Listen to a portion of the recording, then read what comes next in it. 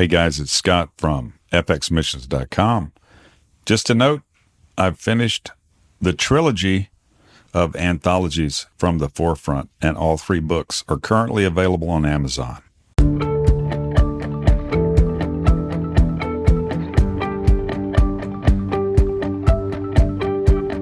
This podcast made possible through the partnership of Engaging Missions Show, bringing missions home, and encouraging you to hear a message, make connections, and take action.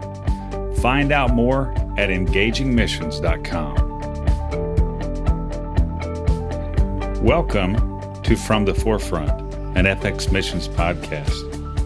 Stories about courageous souls who felt the call of missions and obeyed.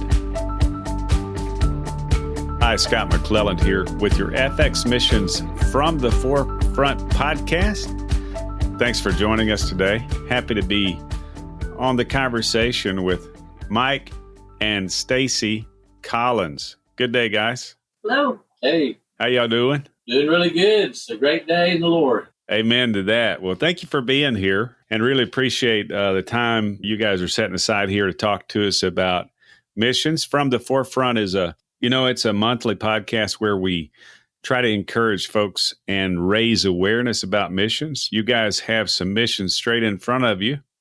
Common friend of ours recommended you guys to the podcast, and thank you for letting me get familiar with your story. I appreciate that, and also very thankful for your courage as you guys are stepping out. There's a lot we can talk about today. We'll try to be succinct, but thanks again for being here. Where are you guys talking to us from? I think you said Lake Jackson. Am I right on that? That's correct. We're in Lake Jackson, Texas, due south of Houston, and about 45 minutes down the coast from Galveston. All right. Well, the great state of Texas, as they told me when I was being raised. The eyes of Texas are upon you. We could sing that right now. Probably everybody not in Texas would not enjoy that, but thank y'all for being here. And of course, Lake Jackson is been home to you for a while, as I understand, but there's a new geography right in front of you guys. Where are you headed? That's right. We'll be heading to Tanzania, which is in East Africa. And right now we're believing the Lord to be there in February of 2019. Wow. February 2019. By the time this thing publishes, that'll be about 30 days away. So we'll be checking in with you guys as you're going forward here. But Tanzania, for about 10 years, I do work in Kenya, and right at the Tanzanian border, Isibanya, you may know the town. It's kind of halfway between the Serengeti and Lake Victoria. What part of Tanzania will you guys be in? We're going to be based out of Arusha, which is pretty close to where you're talking about. It is close to the Kenyan border as well, and about an hour and a half, 2 hours from Mount Kilimanjaro. Wow, I'm going to need to come visit. Arusha. Yeah, I've heard of Arusha, and Kilimanjaro has always been kind of on my radar. You'll very likely be able to see Kili from where you are. That's a big mountain. Very, very cool. Arusha. You guys are, of course, in a process you've been in for some time in the readiness of missions. Maybe unlike typical missionaries, you've done some living. Mike, if I'm right, you're about to retire. Yeah, that's exactly right. I'm actually educated as a engineer and licensed in Texas. I went to Georgia Tech. I'm a civil engineer and worked for Dow Chemical in Lake Jackson here, the Freeport area. And so I'm planning on retiring. Actually, Stacy works there as well. We're both planning on retiring at the end of December. From then, that's where we're going to go be missionaries in Tanzania. Absolutely. Well, that's very cool and very encouraging, too. I mean, I don't know if you guys are familiar with the book Halftime, and I'm trying to remember the guy's name who wrote it, but basically describes maybe something similar to what you guys are going through in your stage of life. You know, you've had a married life, you've raised family, you've had a career, you've done a lot, and now you're getting ready for halftime and going forward, if you will, in missions. And that's very, very cool to me. And I think that's a growing trend. Have you found some other folks who are similar in that way? Often people are going in missions early in their 20s or in their 30s, or they go and do some mission stuff during that period. And then that's the end of their adventures in missions. What do you find in there? You find some others? Well, one of the reasons that I was called to be a missionary in Africa is the person that hired me into Dow Chemical ended up being my supervisor, but he was also went to the same church I attended. Then I lived in Bay City, Texas. It was about an hour to the west of here. So he ended up being a supervisor, a mentor, a friend, and he's a person that God put in my life to provide an example of what a godly man should be. And so, in fact, we're still friends. He's in his 80s now and lives over close to us in this area. But when he retired from Dow in 1993, he and his wife went to be missionaries in Tanzania as well. At the time, God said, you'll go and be a missionary there too. I heard it as you may be a missionary because I really couldn't even imagine it, how that would happen. I had never been out of the country, had never been called to missions, but I heard God speak to me. And it was a long time before that came to fruition. Like I say, that was 1993, and here we are in 2018, getting ready to go over in 2019. Oh, wow. I watched some of the stuff you sent me, and I know there's a big story behind that door that you've shown us here. We should get into that a little bit. I want to say that's really encouraging to me, Mike. I think so many of us are carrying in our hearts, something that we heard maybe a long, long time ago.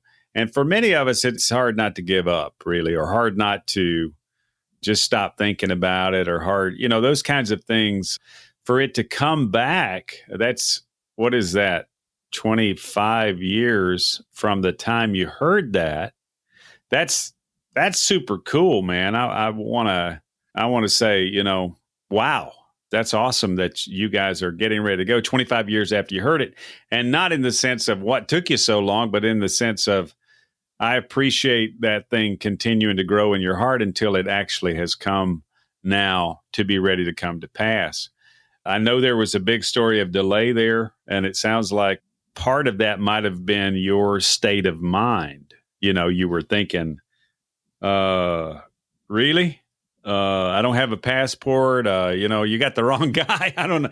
Is there something either of you want to mention about? I know Stacy's got her own story on the delay, but do you want to talk about the delay before she gives her perspective? It's obvious to me now that God spoke that to me, but I was not anywhere close to being ready or prepared to go take a mission like that. And so we had a lot of work to do in me. And a big part of that is my relationship with Stacy that followed that. And so Stacy and I met, started taking an interest in one another.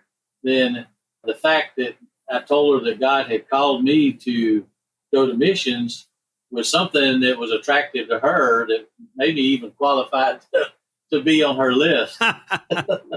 But God still had a lot of work and he needed to do with me. I think we ought to maybe talk about Stacy's background and then what I still needed to overcome before I'm to the point that I was ready to go do missions in Tanzania or even a short-term mission trip. So yeah, let's do that. Absolutely. Stacy, do I remember right that you were in missions in the DR Congo at one point? That is correct. Yep. So I actually became a believer in Jesus, started following him when I was 16 years old. I was born in Southern California and then raised in the Pacific Northwest. And that's where a high school teacher, basketball coach in a public high school, really started trying to reach out to me. I was going through a difficult time. My parents were going through a divorce. And in the midst of all of that, that's when I met Jesus and really started following him with everything I had. My whole life changed. And so in a very short time, I started to feel the call of God. In a youth meeting, we were talking about, that God has a specific plan for your life. That was the first time I'd ever heard that there was a purpose and a plan for my life. So afterwards, all of us high school friends were hanging out saying, well, what do you think God wants you to do? What do you think God wants you to do? And out of my mouth came, God wants me to be a missionary. And in that moment, there was like complete silence. And then there was laughter because I was a really mean person before I got saved. And they just looked at me and said, there's no way you could be a missionary of all the people, you know. But I just knew God called me to be a missionary. So when I graduated high school, I went to Bible college. It was a 2-year unaccredited Bible college. And from there, I met missionaries from DR Congo. Back then, it was called Zaire still. Mm-hmm. So they allowed me to put in an application, but I was still only 19 years old when I put in that application. I was 20 years old when I went to DR Congo for the first time. And I taught in a Bible school, adult Bible school. It was a 3-year Bible school. And I spent more than 5.5 years in DR Congo, some trips back and forth, but 2.5 years the very first time that I went.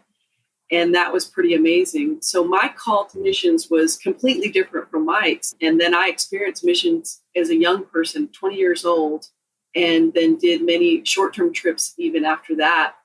And then is when Mike and I met. So we actually got married when I was 35 years old. Yeah, 2002. So my experience for missions was completely different. And that's all that I had focus on. And then I was back in the States for a while, and I started working as a contractor out at the plants just for some income during that interim time. And that's when Mike and I met. So as he mentioned, when we were starting to get to know each other and he said he was called to missions, well, I was like, hey, well, maybe this could work. So after we got married, I'm going to let Mike tell the rest of the story because this is what lends to the part about what you've alluded to, the delay. I'm thinking, okay, I can get married. This man is called to missions. It won't be long that I'll be back on the mission field, but that's not what happened. Yeah, so my part of the story is I grew up in Georgia, close to Atlanta, just west of the Atlanta airport, and my parents were Christians. I thought I was born in the church nursery. And so I've been at church my whole life. And at 9 years old, I received salvation and accepted Jesus as my Lord and Savior, although I was limited because I was not willing to be totally committed. I thought, if I'm too good, then I can't have any fun and my friends won't like me. And so I was one of those marginal Christians who was not a true follower. And it took a long time for God bringing people into my life to show me that's the most miserable place to be, because you can't enjoy not being good and you can't enjoy the abundant life. You're just standing right on the fence where it's the most miserable place. For sure. Yeah, it took a long time for me to get over that, even to the point that when I heard this call from my former supervisor, that I still had growing to do even at that point. And so Stacy and I told her about that, and we got married. And just a short time after that, she said, I feel like God's calling us to go do short-term mission trips in Africa. And I thought, whoa, Africa, what am I going to eat? What am I going to do? I don't know what it's going to be like. So I told her, hey, have a good time. Let me know when you get back. I'm just wondering how that went over. That did not go over too well. Very gracious. She did not give me a hard time or criticize me for it or anything like that. But in her heart, I think it was pretty devastating for her because she felt like she'd been lied to be honest with you. And so she made a couple of trips to Africa for short-term trips and came back where I was not willing to go. And then when she came back, God spoke to me and said, you say you have faith in me. Well, just how much faith do you have? And the answer was obvious, not much. And so At that point, I said, okay, God, this is it. I'm turning it all over to you. I don't know what's going to happen, but I'm going to get past me and let you do with me what you want me to do. And so since then, I guess probably over the last 10 years, we've made numerous short-term trips to Africa, to other places. We've been to the Navajo Indian Reservation. We've been to Juarez, Mexico. We've been to DR Congo and Tanzania, Madagascar. So several places God's allowed us to go. But it took him working with me and understanding how much I limited what he wanted to do in me because of the fear, basically because of my fear. And I think that's a real tool of Satan, is his fear to keep us from fulfilling the plan that God has for us.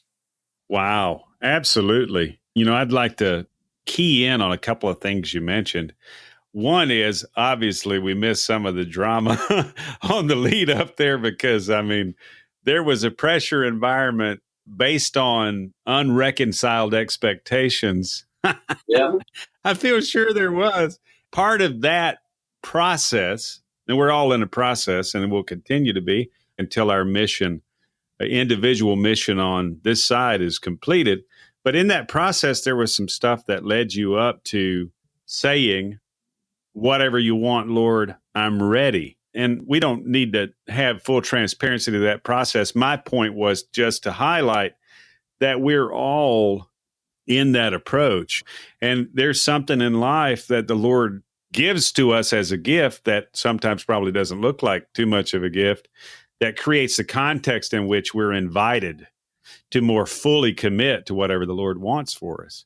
So whatever it takes to get us there, it's a huge gift from God that we're put in a position where we can say, okay, Lord, whatever you want, I don't care what it costs. Many people fight that. I know in my own life, I fought that moment, the uncertainty of it. What's this going to be like? I thought I was already there. You know, that's the worst thing in the world, is to think that you've already made a full commitment when you haven't. The Lord's got a way of bringing us to that point, right? Right. He gets us there. Thank God for that rendezvous with destiny in your own life where you realized, hey, I'm afraid. Mm-hmm. It's good to be honest about that. I think the Lord loves our honesty. And he also, you know, when necessary, can give us those little confrontive communications like you're talking about. The Lord kind of gave you a little confrontive communication there and said, hey, what's up with this calling or whatever, you know? Yeah, one of the things that really has always impressed me in Stacy's testimony is that she received salvation in one denomination. She went to Bible school in a different denomination and then was called to ministry in a different denomination. Wow. She went back to her original church and said, hey, I've been called to be a missionary. And they said, great, where are you going to go? She said, I'm going to go to Zaire. They said, we don't have a work in Zaire. Well, that means we can't support you. And said, why can't you support me? She said, well, it's not our denomination. She said, what's a denomination? She was just saying. So that didn't really add up. Said, we'll be glad to give you a love offering now, but, you know, we can't really support you as a denomination. And they said, you know, we'll be glad to support you if you go to Papua New Guinea. She thought, hey, that might be cool. But she felt like God said, no, that's not where I called you. And she told them, well, you know, God's called me to Zaire, and that's where I'm going to go. And so when she left to go to Zaire, she had $200 in her pocket, $100 in the bank, and a one-way ticket. And, wow. And he took care of her the whole time that she was there. And I wondered, you know, do I have that kind of faith that I can step out and depend on God, depend on me? Or do I put my faith in my bank account? Really made me think about what my values are. Well, absolutely. And I think, you know, it's not so much utter ruin that stops us from doing what we're called to do. It's the threat of utter ruin, right? I mean, we've got this overriding sense of threat. Clearly, it comes from the enemy, that if we step out, it's going to be total road of destruction, and we'll be quickly presented to our mother and father's doorstep in a pine box or something, you know. That's this sense of threat that we have that is, I guess, is the enemy uses that to slow us down, stop us. And for those of us that have confronted that, it's very real. Sounds like that's what you confronted there, Stacy. Thankfully, you weren't maybe at that point in your life aware of how complex the denomination things and all those things can be. You were just kind of focused on obedience, you know, being led and following. Anything you want to say about that first time? Yeah, that's exactly right. Just hearing the call of God and being so ready to fulfill, you know, he's done so much for me. This is what I felt like as that young person. You know, he really removed a lot of things from my life. You know, I was on a track for alcoholism. I was in depression, felt unwanted, unloved, many things that people are going through today. And so when I met Jesus, all of those things changed. And all I wanted to do was give back to him as much as I could, because of what he had done for me. And so, yeah, the denominations, I really had no idea how all of that worked. I didn't understand the political realm of Christianity. Mm-hmm. And, my home church was gracious as can be, but there's bylaws and constitutions and things that people have to follow. So that was definitely my first introduction, but God can transcend all of those things. And for those 5.5 years that I was there the first time, I did not have not one church that supported me. It was all individual people. And this is just maybe a faith builder for some folks that are in that process of wondering, how would I ever raise support? What I did was I would go visit my mom. She worked at a radiologist office with a bunch of other ladies. And I would tell her, hey, I got my passport. And then all the ladies would gather around and they'd want to look at the passport, see what it looked like. I would go in and get my shots. Oh, I got my yellow fever shot. So they're asking me, all these questions about Zaire, and they're getting real interested. Well, at one point, somebody said, how does she pay for herself over there? So my mom said, well, she's raising her support. Everybody once a month will contribute, different people. And so the ladies got together and they said, we want to be a part of that. And there were people that were Buddhists. There were people that were all out atheists. There were people from different mainline denominations. And they would put out a box in the middle of the office every month. And whoever wanted to contribute would contribute. My mom would collect it up and send it to my church. So they were ending up being one of my biggest supporters, that group of ladies at that office. Wow. So God has amazing ways to get you to the place that you need to be. But it was definitely a step of faith. And probably it was a good thing that I didn't understand the politics, because I never had any hard feelings towards anybody. I just thought, okay, well, that's the way it is. But I know God called me and I know that he's going to supply. And he did. Wow. Back in those days, I had a monthly budget of $500 on the field. For a 20-year-old, that seemed astronomical back in the late early 90s. But by the time I returned, it was easily $800 a month coming in. And I have some, amazing stories where God met in miraculous ways. But yeah, he's faithful. You just take that step of faith. You know that you've heard his voice. You pursue it regardless of the obstacles. Take that moment, spend time in his presence, and he'll give you that next step, what you're supposed to do. He'll give you the courage, give you the strength, and you just keep moving forward day at a time. Absolutely. That's precious. The story there about the ladies, it's touching. I'm glad you gave me a minute there, because I could have talked right in the middle of that story, because, it's super touching that the Lord would stir people's hearts from whatever background or whatever situation. And not only is that for you, of course it was for you, and in response to your obedience, these people started getting animated toward what was going on, but also that was something for them. I think that's one thing that we sometimes overlook in missions, is that we're inviting people to become a part of our journey, and it becomes part of their journey. So some of those ladies, those were seeds sown in these people with different worldviews. There were seeds sown from the kingdom, and you were their opportunity to have that connection based on your obedience to indirect kind of situation. It wasn't to Zaire. They weren't in Zaire on the receiving end of what you were doing, but they were participating. And that's huge. That's absolutely huge. And I appreciate your courage and your story of courage there as you stepped out, of course, in the simplicity of faith. I can remember a number of times like that as myself. I met the Lord as a 16-year-old as well. So I had some moments of brilliance and faith that I had no idea, I just didn't know any better. I just, this is what the Lord's showing me, and that's what I'm doing. I didn't realize how precious that was at the time, in the lack of complexity and just the simplicity of obedience. Thank God for that. And thanks for sharing that, for sure. There's another example, I think, of just seeing how God works out the small details that gives us encouragement. It allows me to have more confidence in going to Tanzania. And on one of our mission trips to DR Congo, we had missionary friends that are on that end, because they would have to arrange things when we would go over there. You got to have somebody to make sure there's something to do when you get there and things like that. And so we were in DR Congo. They asked us if you would like to go to a village where they actually worship the devil.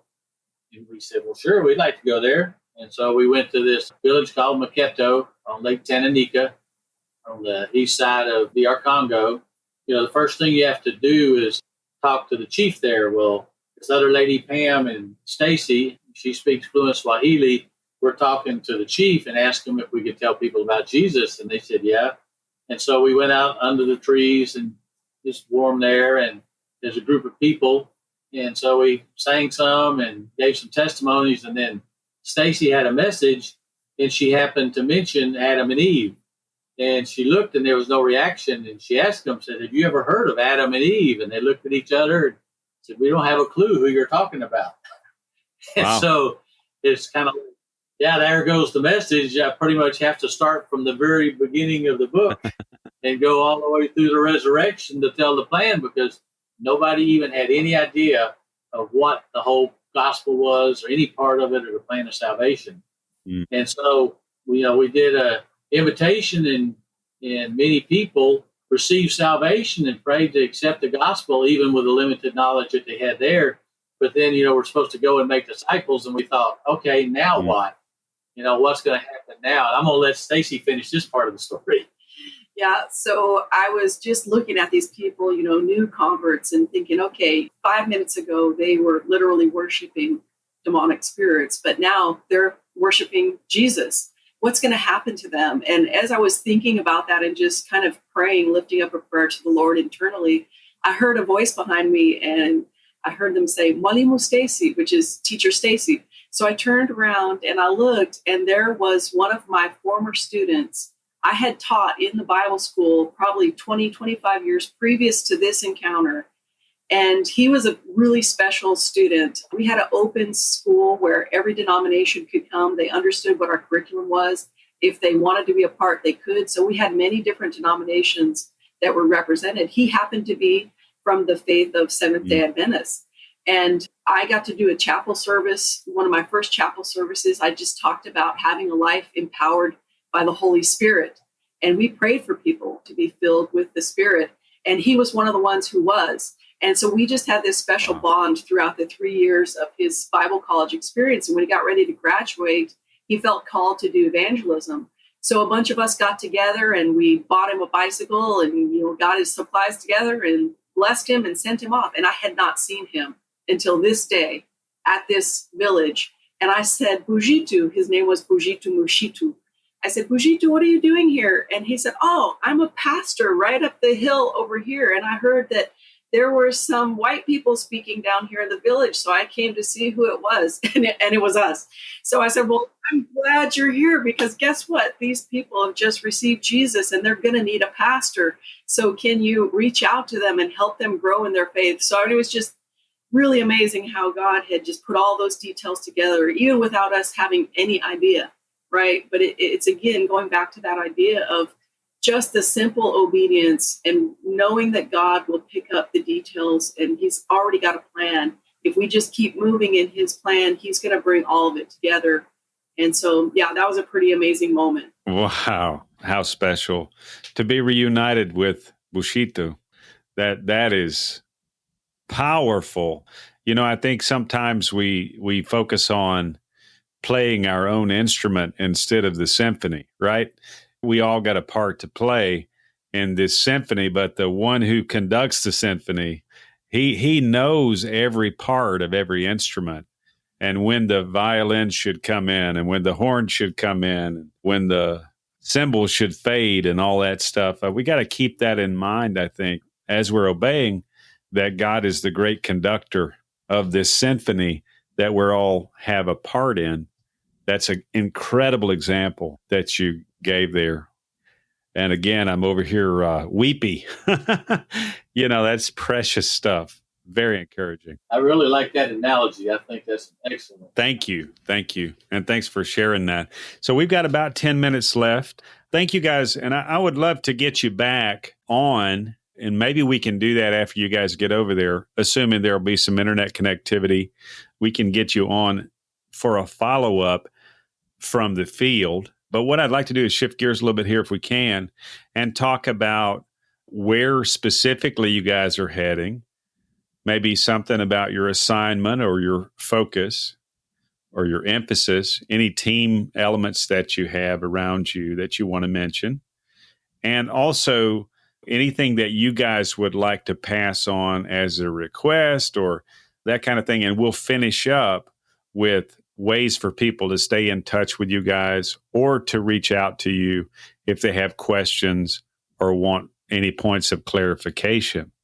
What are you guys going to do? What's your specific assignment or emphasis when you get to Arusha? Okay. We actually are part of Foursquare Missions International. Okay. That's the sending agency that we're under. Uh-huh.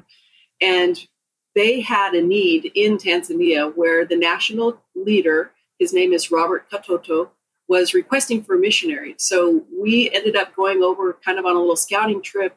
We felt the Lord say, yes, this was the place. Some of the things that they have a vision for is they really need training for their ministers. There are about 39 ministers licensed with Foursquare in the country. The country is one of the largest countries. It's like 57 million people. Mm-hmm. And about half of those, 53, do identify themselves as Christians. But 53%, that means there's a whole other half of the nation that is also unreached with the gospel. Mm-hmm.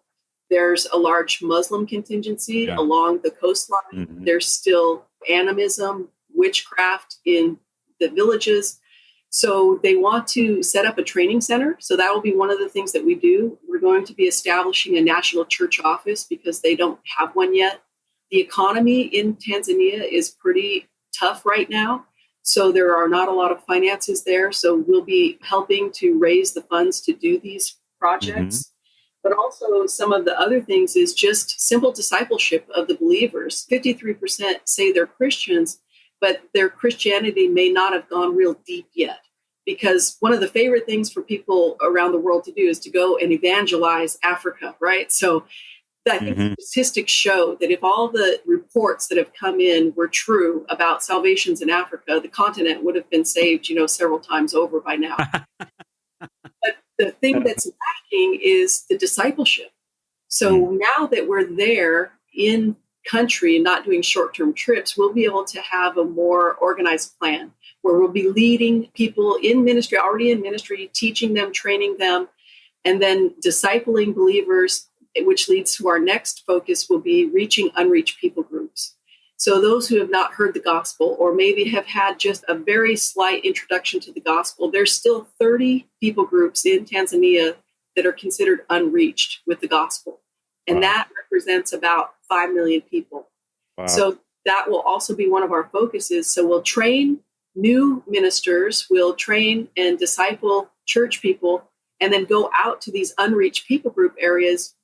We will do evangelistic encounters with them, but we also want to look at meeting some needs, maybe water projects, maybe drilling wells, solar power. So we want to meet some physical needs, but also we want to meet the spiritual needs as well. And then, of course, we would be believing that somebody within that group would have that heart to go and pastor these people, because we don't want to leave them as a one-time encounter with Jesus. So with that, another big component of what we'll be doing is we're partnering with Foursquare Missions Press, and they actually have a solar-powered mobile printing press. And we're believing that we can be a recipient of one of those mobile printing presses so that we will be able to create resources in Swahili, in Maasai, in whatever language is needed where we do these outreaches.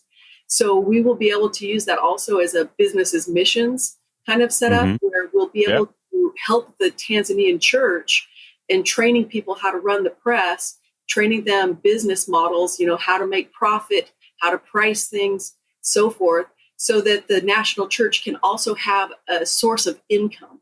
So there's going to be several different things. They also desire that we would create a children's ministry, which is huge on our hearts. And many people may have heard of the 414 window, where 70 to 80% of people who become Christians in that window between the ages of 4 and 14. So there's very little children's ministry focused for just the kids. So that'll be another area that we'll be doing. And then they would like us to establish a school, primary school, secondary school. Those aren't necessarily skills that Mike and I have, but we have a church that's full of educators. And then, of course, anybody who's listening to this podcast, if you've got a heart for missions and you're thinking, well, I'm not a preacher, I'm not a teacher of the Bible, how can I be used in missions? There's a lot of different ways. So Mike's going to be using his engineering skills with a lot of the projects that we'll be doing. We'll need educators to help with the schools for the children. There's lots of ways that people can get involved with missions. So that's kind of the tip of the iceberg, but we're just going to go in there and see what is needed and partner with the Tanzanian leadership that is already there. Yeah, the interesting thing is that 2/3 of the population in Tanzania is 25 years old and less, and 44% of the population is between 0 and 14. So there's a lot of youth, a lot of young people in Tanzania. Wow. That's powerful, guys. Now, as far as prayer requests for ourselves, we're obviously making a lot of changes in our lives and getting ready to be retired, arranging our finances, that we will have some. So we're really self-supporting from that perspective, but we do need to have fundraising to help support for the ministry type activities. And right now we're in the midst of doing our paperwork to get the appropriate permits to be able to come into the country, which is a pretty detailed process. You know, they have to justify you coming there. Even if you're not going to be working and getting a salary in the country, you still have to justify your presence there and why you need to come. So there's a lot they need to do on the people who we're going to be working with there. We had to have a letter of invitation. And so we're going through that process. So we'd like prayer for that process right now.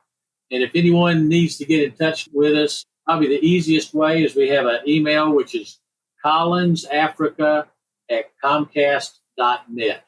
Okay, so that's COLLINS Africa, AFRICA, right? Collins Africa? Correct. At comcast.net. Correct. Okay, that's easy enough. Let me just say, too, that's a lot of stuff. Training Center, National Church Office, Discipleship, Unreached, Foursquare Solar Press, Children's Ministry. You know, that's a lot of stuff. So we've got a big target for prayers here, and we'll use it for that. Along with the email address that you guys have, and we definitely got to get you back on. Plus, I've got to talk to you about the water when we go offline. I want to make sure and mention something to you about that. If some people want to follow your story, perhaps before, after, or during the reaching out to you at your email address, is there a place where folks can keep up with the ongoing story of what's going on with you guys? A newsletter maybe, or a page or of some kind online? Yes, absolutely. And when they contact us at that email, we will get them set up. We will be sending out newsletters, and we will also possibly have a blog. But right now, with missions across the world, things are getting a little bit dicey in certain countries, and they're really wanting us to be more secure about information that we're sharing, just so you don't injure people's lives on the field and so forth. But if people contact us, then we will definitely set them up with a newsletter that will be sent directly to them. And then we'll give them opportunities as well to maybe join our prayer team. That would be awesome. We'll most likely use WhatsApp to communicate prayer needs in a timely way. Just being able to hit a big group in a short amount of time for special requests.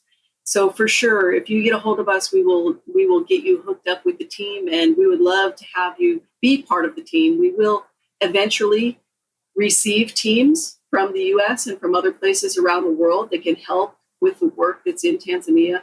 So we hope to also make a lot of opportunities for people to come and experience the mission field that may not be called for a lifetime of missions on the field, but still want to be involved in a short-term trip that's going to be meaningful and impactful and powerful, not only for you, but also for the people who are receiving the ministry on the other end.